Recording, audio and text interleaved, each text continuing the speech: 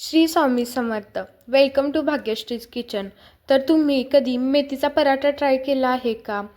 तर नसेल केला तर नक्की करा. खास करून या थंडीमध्ये मेथीचा पराठा खायला खूप छान लागतो.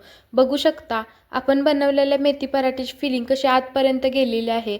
तर तुम्ही नक्की ट्राय करा. चला मग सुरू करूया आपल्या रेसिपीला. सर्वप्रथम तर मी इथे मेथीची भाजी खुडून नंतर चिरून घेतलेली आहे व 2 ते 3 वेळा ती स्वच्छ धुवून घेतलेली आहे. आता ही मेथी आपल्याला एका परातीमध्ये घ्यायची आहे. त्यामध्ये आपल्याला मेथी नंतर कोथिंबीर ॲड करायची आहे. कोथिंबीर ॲड केल्यानंतर आता त्यामध्ये 1 छोटा चमचा आपल्याला धने पावडर घालायचा आहे. धने पावडर तुमच्याकडे नसेल तर तुम्ही स्किप करू शकता, कारण आपण ऑलरेडी कोथिंबीरीचाही यूज केलेला आहे. आता 1 छोटा चमचा जिरे पावडर आपल्याला त्यामध्ये ॲड करायचा आहे.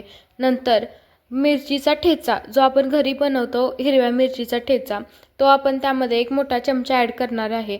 लहान मुले जर खाणार असतील तर तुम्ही या ठेचाचे प्रमाण कमी करू शकता. आता त्यामध्ये मी चिमूटभर हिंग, मीठ हे सगळं घालून त्यामध्ये आता ओवा मी घालत आहे. बघू शकता अशा प्रकारे ओवा आपल्याला मॅश करून त्यामध्ये घालायचा आहे, म्हणजे ओवाचा छान सुगंध येतो व त्याचा फायदेही भरपूर आहेत. आता त्यामध्ये आपल्याला 2 चमचे बेसन पीठ घालायचं आहे. कोणताही पराठा करताना ही स्टेप कधीही चुकवू नये, त्यामुळे पराठे खूप छान होतात. आता आपल्याला त्यामध्ये गव्हाचं पीठ मी ॲड करत आहे. तर बघू शकता मी इथे 1 वाटका गव्हाचं पीठ ॲड केलेलं आहे.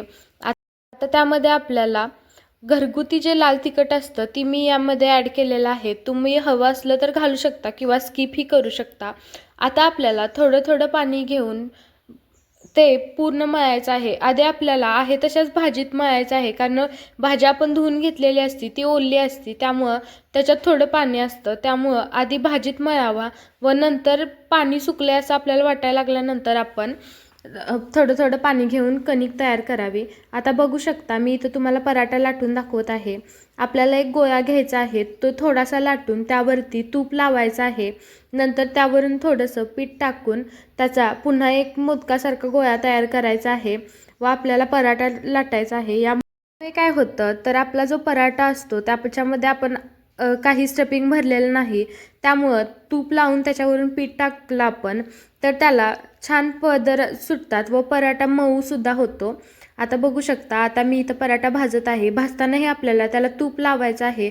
तुम्ही हवं असलं तर तेलाचा यूज करू शकता, पण मेथी पराठा हा तूप लावल्यानेच खूप छान लागतो.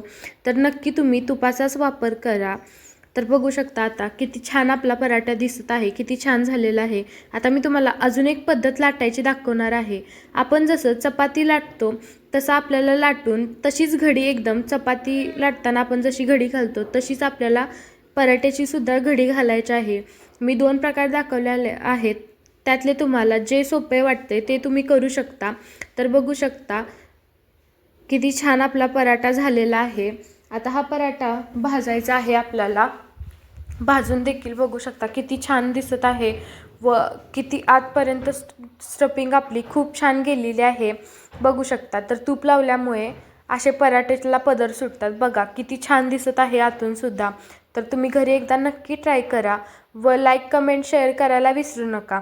आणि अशाच नवीन नवीन रेसिपीज तुम्हाला हव्या असतील तर माझ्या चॅनलला भाग्यश्रीज किचनला सबस्क्राईब करा व साईडची बेल आयकॉन क्लिक करायला विसरू नका, म्हणजे माझ्या व्हिडिओचे नवीन अपडेट तुम्हाला मिळत राहतील. तर बघा किती छान हा पराठा झालेला आहे. एकदा नक्की करा. थंडीमध्ये हे खूप फायदेशीर ठरतो व लहान मुले मेथी भाजी वगैरे खात नाहीत तर ते सुद्धा या पराठ्याच्या माध्यमातून भाजी खातात. तर नक्की ट्राय करा. धन्यवाद.